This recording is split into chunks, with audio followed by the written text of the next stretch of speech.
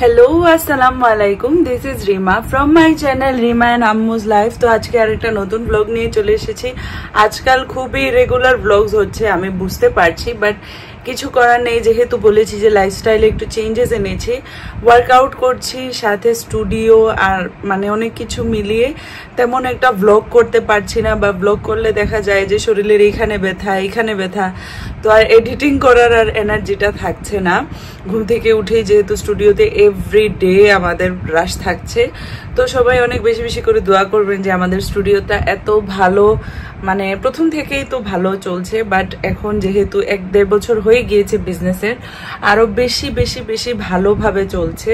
তো সেই কারণে হচ্ছে গিয়ে ওয়ার্কআউট প্লাস স্টুডিও দুটা মিলিয়ে আর সময় দিতে পারছি না। তো আজকের ব্লগটাকে স্টার্ট করছি। তো আজকে কিন্তু আমাদের মামিরা আসছে, তো আজকে আম্মুর রান্না দিব। এই যে আম্মু রান্না করেছে শাক দিয়ে মাছের একটা তরকারি, বেশি একটা রান্না করিনি কারণ দুদিন পরে আবার রান্না করবে। এখানে হচ্ছে মাছ দিয়ে টমেটোর একটা তরকারি, এদিকে হচ্ছে ডাল, আর এখানে হচ্ছে চিকেন কারি। এখানে আম্মুর অনেক অনেক ফেমাস একটা মজারেলা বান যেটা সেটা বানিয়েছে। এখানে বড় একটা সসপ্যানে পায়েস রান্না করেছে। তো এই যে হচ্ছে একটা অফিসিয়ালি একটা কি বলে একটা ফর্মাল লেটার এসেছে এই যে মেকআপ স্টুডিও বাই জাকিয়ার জন্য। তো আমাদের ভার্সিটিতে হচ্ছে একটা ইনডোর গেম হয়েছিল, তো সেটাতে আমাদের মেকআপ স্টুডিও বাই জাকিয়া হচ্ছে স্পন্সর করেছিলাম আমরা, ইনডোর গেম যেটা। তো সেইটারই হচ্ছে কালকে আমাদের দুজনে, আমার আর রিজার হচ্ছে ইনভিটেশন। তো আমরা কালকে যাব, prize giving ceremony, actually match শেষ হয়ে গিয়েছে, তো প্রবাবলি গিফট এগুলো দিতে হবে সবাইকে এইগুলার জন্য। তো কালকে যাব আর কি। তো সব কিছু ভ্লগ করবো কালকে সকালে উঠে। আমরা দুজন সকালে না, দুপুরের দিকে আমরা রেডি হয়ে তারপর রাহাত আমাদেরকে নিয়ে দিয়ে আসবে। তো অনেক প্রাউড ফিলিং একটা জিনিস, একটা ফর্মাল অফিসিয়াল লেটার, ভালোই লাগলো। মানে ইনভিটেশনটা একদম অফিসিয়াল, তো এটা লাইফে ফার্স্ট, তো ভালোই লাগছে। তো আপনাদেরকে বলেছিলাম যে আমার লাইফস্টাইলে কিছু চেঞ্জেস এসেছে, কিছু না প্রচুরই চেঞ্জেস এসেছে খাবার দাবারে। আপনারা আমার ফেস দেখলে বুঝবেন, হয়তো হালকা পাতলা একটু কিন্তু ওয়েট লস হচ্ছে। তো আপনাদেরকে আমি হচ্ছে লাঞ্চ কি করি সেটা দেখাবো। হচ্ছে ডোরি ফিশে কিন্তু কোনো বোন বা কাটা কিছুই নেই। তো এটা কিভাবে প্রিপেয়ার করি আমার ডায়েটের জন্য খাই আপনাদেরকে দেখাবো। তো প্রথমে দিয়ে দিব ঘি,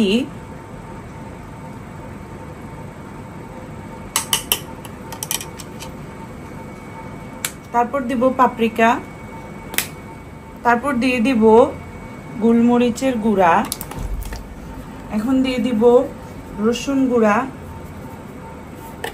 দিয়ে দিব লেবু,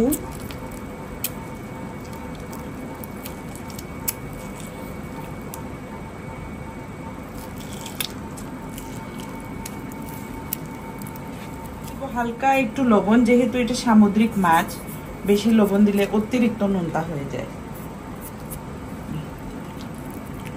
এটাকে মেখে নিব।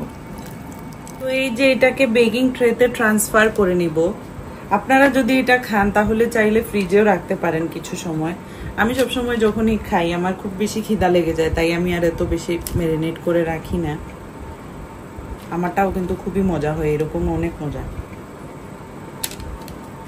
এগুলো হচ্ছে ভাই ওষুধ, যারা হচ্ছে প্রোটিন, যেহেতু ওয়ান সোর্স অফ প্রোটিন আপনাকে খেতে হবে 2 বেলাতেই ভাতের সাথে হালকা একটু, আর ভাতও কিভাবে খাই সেটাও দেখিয়ে দিব। তো সেই জন্য আমার বেশি পছন্দ হচ্ছে ফিশ, আমি বেশি চিকেন খেতে পারি না। তো চিকেন লাস্ট 2 দিন খেয়েছি, আমার টু মাছ হয়ে গিয়েছে, তাই আমি আবার আমার ফিশে চলে এসেছি।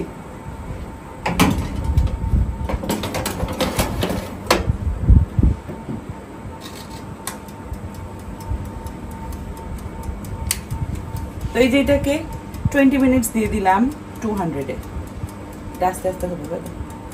আর যারা হচ্ছে ফিশও খেতে পারেন না তারা কিন্তু সোয়া চাঙ্ক খেতে পারবেন। প্রোটিনের অনেক অনেক অপশন আছে, এরকম ডায়েটে কিন্তু থাকা ভালো। আমি কিন্তু হচ্ছে গিয়ে হাই প্রোটিন লো কার্ব ডায়েটে, একদমই কার্ব একদম নাই বললেই চলে, জাস্ট ভাত 100 গ্রাম এতটুকু। তো এই যে হচ্ছে আমার ওয়েট মেশিন, এটাতে এই যে 349 যে টেয়ার মেরে দিলাম, মানে মাইনাস। এখন এটাতে আমি 100 গ্রাম ভাত নিই। তো এই যে 123 গ্রাম, তো একটু কম করে নেই। এই যে হচ্ছে আমার ভাত। তো এই হচ্ছে আমার প্লেট, এখানে হালকা একটু ভাজি নিয়েছি, এটা হচ্ছে বেক করা চিকেন কাবাব আর এটা হচ্ছে ডোরি ফিশ। তো এই হচ্ছে গিয়ে আমার খাবার। তো এইদিকে রিজা হচ্ছে আমাদের স্টুডিওতে ডেকোরে দুদিন পরে পরে নতুন একটা কিছু আনে, তো নতুনত্ব আনার জন্য ও কিন্তু গোল্ডেন প্যানেলিং করে নিচ্ছে, নিজেই ও করে নিচ্ছে। এত সুন্দর হয়েছে ফাইনাল রেজাল্টটা, আমি আপনাদেরকে দেখিয়ে দিব। তো এই পাশে চলছে সার্ভিস আর এদিকে রিজার হোম ডেকোর। রিয়া রুহি, এই যে হচ্ছে আমার রুহি, এই যে হচ্ছে রিয়া, রিয়া রুহি নানু মামি আয়াজ, এই যে আয়াজ চলে এসেছে। আর আয়াজ এসেই ওর দুটা গাড়ি দেখেছে, এগুলা নিয়েই ব্যস্ত।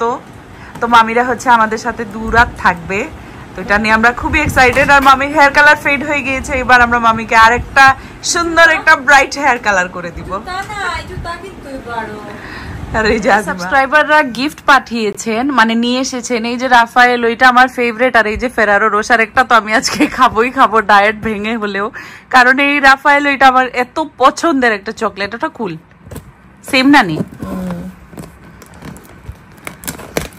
তো সবাই কেন যে এত কষ্ট করে এগুলা নিয়ে আসে আল্লাহ জানে, বাট যখনই নিয়ে আসে কিন্তু এত ভালো লাগে, রিজেক্ট করতে পারি না। হ্যাঁ, রিজেক্ট করতে পারি না। তো এই যে মামিরা চলে এসেছে, মামিদের সাথে যখনই দেখা হয়, মামিরা যখনই থাকতে আসে, রাতে আর কেউ ঘুমায় নাই, যে সবাই মিলে বসে আড্ডা দিচ্ছি, এত গল্প। রিজা আর এই যে সুনাবি, ওরা বের হবে একটা কাজে, আমি যাব, রিয়া রুহি রুলি মামি আমরা সবাই মিলে যাব টেইলারের কাছে। আর আজিমা যাবে তারপর রিয়া রুহিকে কিতা কিনা দেওয়া লাগি, স্কুল শুজ। হ্যাঁ, স্কুল শুজ কেনার জন্য।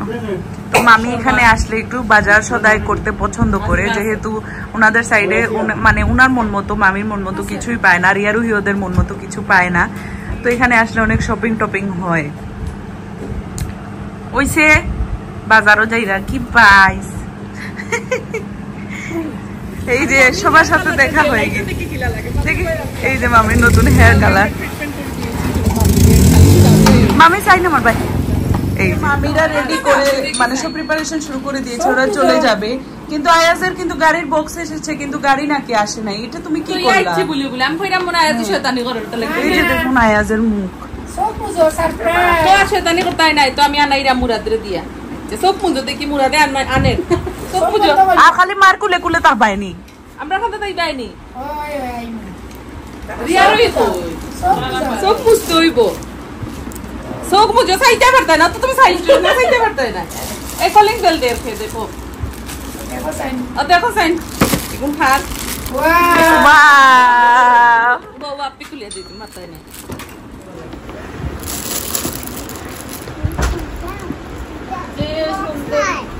দেখি একটা কিতা এটার ভিতরে গাড়ি মাত্র আছে, রিমোট কন্ট্রোল নি না, রিমোট ছাড়া আনিল जो আবার। ও আল্লাহ, রিমোট ছাড়া আনি, ইয়া আল্লাহ। দেখি রিমোট আছে নি, দেখো নিশু না বিয়ে রিমোট ছাড়া গাড়ি নিয়ে যাচ্ছে।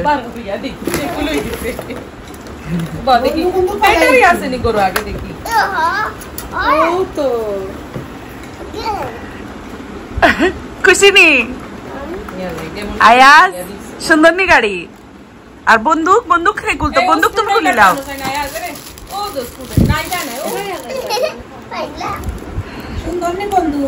বন্দুকে কাহিনী আছে, কাহিনী তোমার বন্দুকে 3টা ব্যাটারি লাগে, গুল্লি বার হয় না, গুল্লি না গান বার হয়।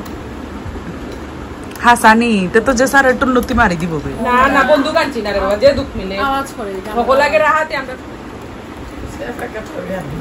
ওই তো ওয়াও, যে সুন্দর গাড়ি গো। কিতা BMW নি? চার্জার আছে। তুমি খুশি নি?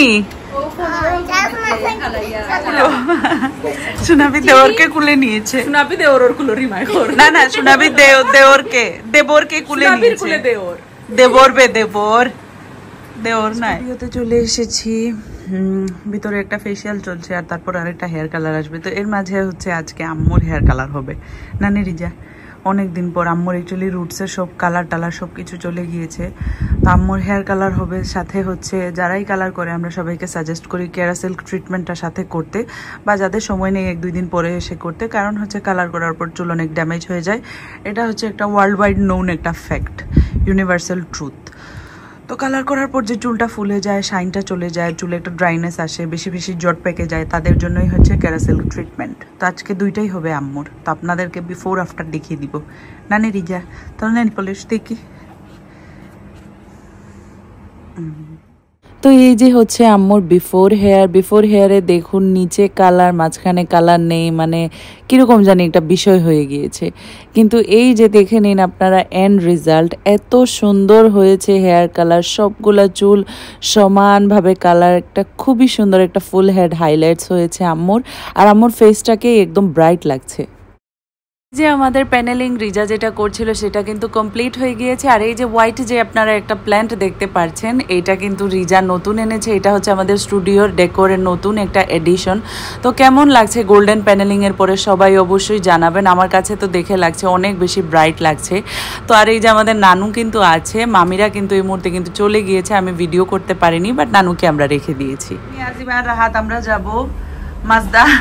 তো আমি রাহাত আর আজিমা বের হয়ে গিয়েছি ড্রাইভে। অ্যাকচুয়ালি ড্রাইভটার একটা পারপাস আছে, যেহেতু মাজদা আমাদের স্পোর্টস কার কিন্তু সবসময় মানে এটাকে রোলিংয়ে থাকতে হয়, রানিংয়ে থাকতে হয়, না থাকলে কিন্তু একটু ইঞ্জিন টিঞ্জিন কি জানি সিস্টিজ হয়ে যায়, বসে যায়, কত সমস্যা, এগুলো অ্যাকচুয়ালি আমি বুঝতে পারি না।